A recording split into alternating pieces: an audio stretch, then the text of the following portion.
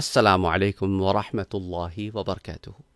پچھلے کئی دنوں سے ہم صبر سے متعلق بات کر رہے ہیں اور اس سے متعلق قرآن کریم کی بہت ساری آیات اور احادیث مبارکہ اور کچھ ایکسپلینیشن آپ کے ساتھ شیئر کرتے آ رہے ہیں۔ آئیے آج آپ کو سورہ آل عمران کی آیہ نمبر 146 میں لے چلتے ہیں، اور وہاں پر صبر سے متعلق ایک اور بات ہے، اور وہ بات ایسی ہے کہ وہ بات کے اندر بہت ساری باتیں آلریڈی شامل ہو جاتی ہیں۔ مثال کے طور پہ آئیے پہلے آپ کو آیہ مبارکہ پہلے بتاتے ہیں، پھر آپ کو کچھ مثالوں سے بات سمجھاتے بھی ہیں۔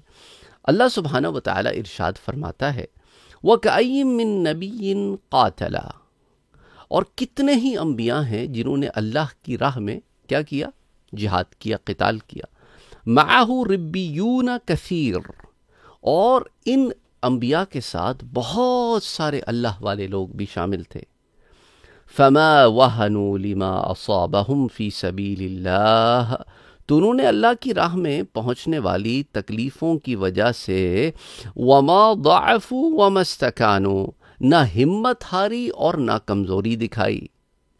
وَاللَّهُ يُحِبُّ الصَّابِرِينَ، اور اللہ جو ہے صبر کرنے والوں سے محبت فرماتا ہے۔ اب ان ساری باتوں کو اگر جمع کروں تو کیا بات نکلے گی؟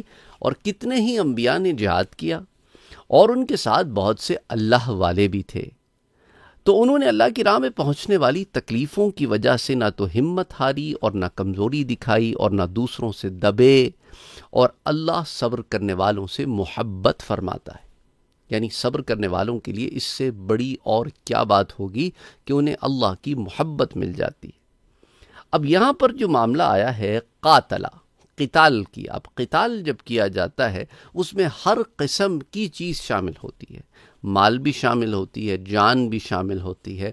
یعنی آرام بھی آپ نہیں کرتے، اپنے مال سے بھی، اپنی جان سے بھی، اپنی تمام چیزوں سے اب آپ لگے ہوئے ہیں اللہ کی راہ میں۔ ہر قسم کی تکلیف پہنچ سکتی ہے، پہنچتی بھی ہے، صعوبتیں بھی ہیں، نفس کو مارنا بھی پڑتا ہے، بہت سارے معاملات ساتھ۔ تو صبر ہوتا ہی یہ ہے کہ نفس کو رب کی رضا کے لیے مارا جائے۔ وہ کہا نا کسی شاعر نے کہ نہنگو اژدہاؤ شیر نر مارا تو کیا مارا، بڑے موذی کو مارا نفس امارہ کو گر مارا۔ تم نے اگر سانپ مار دیا، مگر مچھ مار دیا، اژدہا مار دیا، یا شیر ببر شیر مار دیا تو کیا مارا؟ مارنا تو اصل میں نفس کا مارنا ہے کہ جب مارو تو اور قوت سے حملہ کرتا ہے۔ کبھی مار کے بل میں گھس جاتا ہے، مارو نا نفس کو تو بل میں گھس جاتا ہے، پھر ویٹ کرتا ہے کمزور لمحوں میں اور بڑھ چڑھ کے حملہ کرتا ہے اور تمہیں دبوچ کے گرا دیتا ہے۔ پھر تم چت پڑ جاتے ہو، پھر جب ہوش میں آتے ہو تو کہتے ہو ہائے ہائے میں نے یہ کیا کر دیا۔ اب پھر اس کے بعد مغفرت مانگتے ہو، توبہ کرتے ہو، رب کریم پھر معاف فرما دیتا ہے تمہیں، اس نیت کے ساتھ کہ پھر یہ کام نہیں کروں گا۔ تو اس لیے یہ اللہ سبحانہ وتعالی کی رضا کے لیے کوشاں رہتے ہیں، اور اللہ والے بھی شامل حال رہتے ہیں۔ لیکن اللہ والے جو ہے، اللہ والے وہی ہوتے ہیں جو اللہ اور اس کے رسول کے بتائے ہوئے طریقوں پر عمل کرتے ہیں۔ یہ اللہ والوں کا یہی کام ہونا چاہیے، اور یہی ہوتا رہا ہے کہ انہوں نے ہمیشہ نیکیوں میں سبقت کے لیے دوڑیں لگائی ہیں، پیسے بٹورنے کے لیے۔ اب ہمارے ہاں کیا ہے، آستانوں پہ اگر آپ چلے جائیں، وہ ان کو پتہ ہے کہ یہ ایک خزانہ ہے جس کے اوپر ہم بیٹھے ہوئے ہیں، تو اب ہمارے بعد ہمارا بیٹا گدی نشین ہوگا، وہ اس خزانے پہ بیٹھے گا، پھر اس کے بعد اس کا بیٹا بیٹھے گا، پھر خزانے پہ لڑائیاں ہو جاتی ہیں۔ ہم نے دھندا بنا لیا ہے۔ یہی حال دوسری جگہوں کا بھی ہے، بڑے بڑے دین کے نام پہ اسکولز کھول کے بیٹھ گئے ہیں، اور وہاں پہ آ رہا ہے مال، آ رہا ہے، اور اس کو ہم ایکسپلوئٹ کیے جا رہے ہیں۔ جو ناظم اعلیٰ ہیں، آپ انٹر ہوں فیسلٹی میں تو ناظم اعلیٰ کی تصویر لگی ہوئی ہوتی ہے 8-8 10-10 12-12 فٹ کی۔ انٹر ہوتے ہی ان کی کیا ہے یہ؟ تم نے کیا بنایا ہے؟ مدرسہ بنایا ہے یا اپنی آؤ بھگت کے لیے کوئی جگہ بنائی ہے کہ انٹر ہوتے ہی سب سے پہلے تمہاری قداور تصویر پہ نظر پڑے؟ کہیں پہ لیکچرز ہوں گے تو اس بات پہ جھگڑا ہوگا کہ کتنے پیسے ملیں گے کس کو، اس بات پہ جھگڑا ہوگا کہ پوسٹر میں میری تصویر کہاں لگائی ہے۔ سب سے بڑا نام میرا ہے یا کسی اور کا نام مجھ سے بڑا لکھا ہے؟ آپ کو یقین نہیں آئے گا، ان باتوں پہ جھگڑے ہوتے ہیں، یہ ڈیمانڈ رکھی جاتی ہیں ٹیبل پہ کہ پوسٹر بناؤ، دکھاؤ کون کون آیا ہے اور میں کہاں ہوں، میری تصویر سب سے بڑی ہے کہ نہیں ہے۔ انا للہ و انا الیہ راجعون، میرا نام کیا لکھا ہے؟ تم نے حاجی صاحب لکھا ہے، میں نے تو 3 حج کیے، الحاج لکھو۔ تم نے حج اللہ کے لیے کیے تھے کہ لوگوں کو بتانے کے لیے کیے تھے؟ تمہاری نیکیاں اللہ کے لیے ہیں یا لوگوں کے لیے ہیں؟ تمہارا نام تو چونٹی برابر ہوتا ہے، لیکن تمہارے القابات جو ہے وہ گز بھر لمبے ہوتے ہیں۔ لقب میں نام ڈھونڈنا پڑتا ہے۔ کیا ہے یہ؟ کن چکروں میں ہم پڑے ہوئے ہیں؟ کیا دین یہی سکھاتا ہے ہمیں؟ کیا یہی تعلیمات ہیں اللہ اور اس کے رسول کی؟ ہرگز نہیں، ہرگز نہیں۔ جو صحیح معنی میں اللہ والے ہوتے ہیں نا، جنہیں آپ صحیح معنی میں پیر و مرشد کہتے ہیں، وہ پیسے کے متلاشی نہیں ہوتے۔ وہ یہ نہیں کہہ رہے تھے کہ بھئی پہلے نذرانہ رکھو پھر ہم دعا کریں گے، جتنا بڑا نذرانہ اتنی بڑی دعا۔ ایسے نہیں معاملے ہوتے۔ ان کے لیے بادشاہ و گدا برابر ہوتا ہے، کیونکہ وہ اس راستے کی تلاش میں نہیں نکلے ہوتے۔ ان کے لیے تو اللہ اور اس کے رسول کے بتائے ہوئے طریقوں پہ زندگی گزارنا اور اللہ کا قرب حاصل کرنا، بس یہی۔ کوئی آگے آ گیا، کوئی نہیں آیا نہیں آیا۔ اب تو یہاں پہ پیروں نے مارکیٹنگ ایجنٹس رکھے ہوئے ہیں کہ جاؤ اور ریکروٹنگ کرو اور سچے جھوٹے پتہ نہیں ہر قسم کے کرامتیں وہ بتاتے پھرتے ہیں اور لوگوں کو امپریس کرتے ہیں۔ اللہ ہدایت دے۔ اور لوگ گناہ کرتے ہیں اور انہیں گناہوں سے روکتے بھی نہیں، اور بعض جگہوں پہ تو گناہوں کے اڈے بنے ہوئے ہیں۔ انا للہ و انا الیہ راجعون۔ لوگ کہیں گے کہ آپ کیا وہابیوں والی باتیں کر رہے ہیں؟ ہم تو نہیں، وہابیوں والی باتیں نہیں کر رہا، میں آپ کو حقیقت بتا رہا ہوں جو ہمارے ہاں دین کے نام پہ ہو رہا ہے۔ یہاں اللہ والوں کی باتیں تو ہمیں کرنے کا بہت شوق ہے، ہم اللہ والوں کے واقعات بھی بیان کرتے ہیں۔ ہاں، اللہ نے اس آیہ مبارکہ میں یہ بات بتائی بھی ہے کہ اگر کسی کی نیکیوں کا ذکر کیا جائے، دیکھو نا، اللہ نے بھی تو اپنے نبی کی نیکی کا ذکر کیا اور ساتھ ساتھ ان لوگوں کی نیکیوں کا بھی ذکر کیا جو نبی کے ساتھ اس معاملے پہ، اس راہ پہ چلتے ہیں۔ تو تذکرہ اللہ والوں کا، تذکرہ اللہ کے انبیاء اور رسولوں کا کرنا، یہ تو قرآن سے ثابت ہے۔ وَاذْكُرْ فِي الْكِتَابِ مریم، وَاذْكُرْ فِي الْكِتَابِ ابراہیم، ابراہیم کا ذکر کریں، مریم کا ذکر کریں، موسیٰ کا ذکر کریں۔ اللہ والوں کا ذکر اسی لیے کیا جاتا ہے تاکہ آپ کو ان کے بارے میں پتہ بھی چلے اور ترغیب بھی ہو۔ دونوں معاملے ساتھ چلتے ہیں۔ لیکن مسئلہ یہی ہے کہ ہم نے دین کسی اور چیز کو سمجھ لیا ہے۔ ہم نے دھاگوں کو، دیگوں کو، چادروں کو، پھولوں کو، پتیوں کو دین سمجھ لیا ہے۔ ہم نے نیازوں کو دین سمجھ لیا ہے، ہم نے نذرانوں کو دین سمجھ لیا ہے۔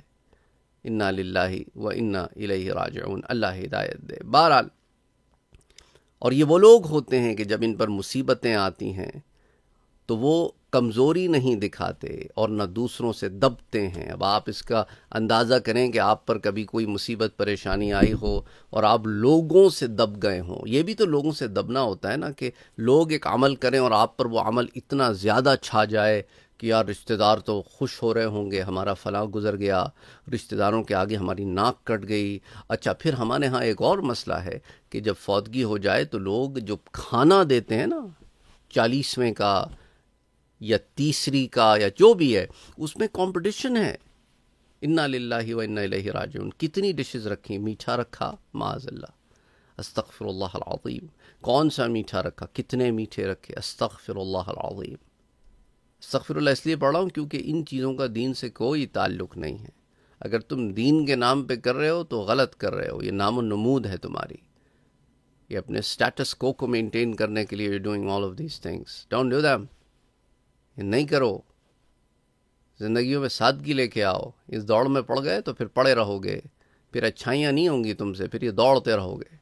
اللہ ہدایت دے۔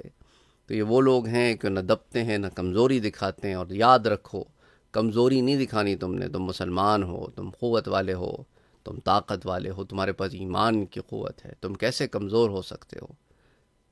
اللہ کہہ رہا ہے کہ میں محبت کرتا ہوں صبر کرنے والوں سے، تو تم کمزوری کیسے دکھا سکتے ہو؟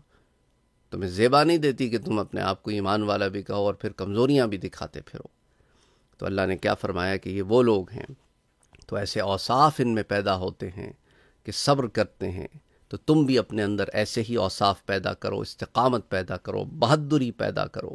تو یہ سارے معاملے اس لیے بتائے گئے ہیں تاکہ امت میں یہ صفات پیدا ہوں۔ اور اللہ کے انبیاء نے جب موقع ملا ہے ظلم کے خلاف ہمیشہ آواز بلند کی ہے، اور مختلف طریقوں سے آوازیں بلند کی ہیں۔ آپ انبیاء کی سیرت مطہرہ اٹھا کے دیکھیں، آپ کو اس کی بے شمار مثالیں مل جائیں گی۔ تفسیر بیضاوی میں بھی بڑی اس کی تفصیل موجود ہے۔ بہرحال پڑھنے کا مقصد یہ ہے کہ انبیاء علیہم السلام کے علاوہ جو اللہ کے راستے پہ چلنے والے اولیاء ہوتے ہیں، جو اللہ کے راستے پہ چلنے والے ہی تو اللہ کے دوست ہوتے ہیں نا۔ پھر ان میں کیٹیگرائزیشنز ہوتی ہیں، ایک ولایت عامہ ہے اور ایک ولایت خاصہ ہے۔ ہم ولایت خاصہ کا ذکر اکثر کرتے ہیں، ولایت عامہ میں تو سارے اللہ کے دوست ہیں جو اللہ کے راستے پہ چلنے والے ہیں۔ تو یہاں پہ ربانیین جو ہیں ان سے مراد علماء بھی ہیں، مشائخ بھی ہیں، متقی لوگ بھی ہیں، لیکن علماء بھی وہ جو قرآن اور سنت کے مطابق ہوں، مشائخ بھی وہ جو قرآن اور سنت کے مطابق ہوں، اور متقی اور پرہیزگار لوگ بھی وہ جو خود ساختہ پرہیزگار نہ ہوں بلکہ اللہ اور اس کے رسول کے بتائے ہوئے اصولوں کے مطابق متقی اور پرہیزگار ہوں، تو اللہ کی رضا کے لیے کوشش کرنے والے ہوں۔ تو کیا اس آیہ مبارکہ سے پتہ چلا ہمیں کہ جو لوگ فضیلت والے ہیں انہیں نیکیوں میں سبقت کرنے میں محنت کرنی چاہیے، آستانوں کو بڑھانے میں نہیں، مریدوں کو بڑھانے میں نہیں، نیکیوں کے کمانے میں محنت کرنی چاہیے۔ کوئی قاری ہے، اچھا قرآن پڑھتا ہے، تو اب وہ کیا کرے کہ اب وہ زیادہ سے زیادہ محفلیں اٹینڈ کرے گا تاکہ زیادہ سے زیادہ پیسے ملے؟ استغفر اللہ العظیم، نہیں، یہ تھاٹ نہیں ہونا چاہیے۔ تھاٹ کیا ہونی چاہیے کہ میں اللہ کی کتاب کو اچھے طریقے سے زیادہ لوگوں تک پہنچاؤں تاکہ زیادہ سے زیادہ لوگ گناہ کے کاموں کو سننے کے بجائے قرآن کریم کی تلاوت کو سنیں اور اس میں محنت کریں۔ اسی طرح نعت پڑھنے والوں کا بھی یہی معاملہ ہونا چاہیے، بجائے اس کے کہ تم انہیں سونے کے ترازوؤں میں بٹھا کے تولو۔ کوئی چاندیوں میں تل رہا ہے، کوئی سونے میں تل رہا ہے، کوئی ڈیلیں ہو رہی ہیں کہ بھئی یہاں نعت پڑھا کے مجھے دوسری جگہ جانا ہے، مطلب 1 گھنٹے میں آیا، میں ریپ اپ کروں گا، دوسری جگہ بھاگنا ہے مجھے۔ یہ دھندے بنا لیے ہم نے، انا للہ و انا الیہ راجعون۔ میری باتیں لوگوں کو کبھی بری بھی بہت لگتی ہیں کہ یہ کیا ہے، لیکن دیکھیں میں حقیقت پسندانہ باتیں آپ سے کرتا ہوں۔ میں آپ سے وہ باتیں کر رہا ہوں جو لوگ نہیں کرتے۔ اس کی وجہ کیا ہے؟ اس کی وجہ یہی ہے کہ وہ پھر ٹنا ہوتے ہیں۔ ٹن جو ہوتے ہیں نا، وہ پھر حق نہیں بیان کرتے، کیونکہ حق بیان کریں گے تو پھر وہ ٹن نہیں کر سکتے۔ تو اس لیے حق بیان کرنا سیکھیں، کیونکہ دیکھیں قرآن بھی ہمیں یہی حکم دیتا ہے، وَتَوَاصَوْا بِالْحَقِّ وَتَوَاصَوْا بِالصَّبْرِ، جو حق اور سچ صبر دونوں پہ ڈٹے اور جمے رہتے ہیں، حق کا دامن نہیں چھوڑتے اور صبر پہ اس کے ساتھ اس پہ جمے بھی رہتے ہیں۔ اللہ سبحانہ وتعالی سب کو ہدایت دے اور صحیح معنی میں اللہ اور اس کے رسول کے ساتھ جڑنے کی توفیق عطا فرمائے اور دین کو دھندہ نہ بنائے، آمین۔ اللہم صلی علی محمد وعلی آل محمد۔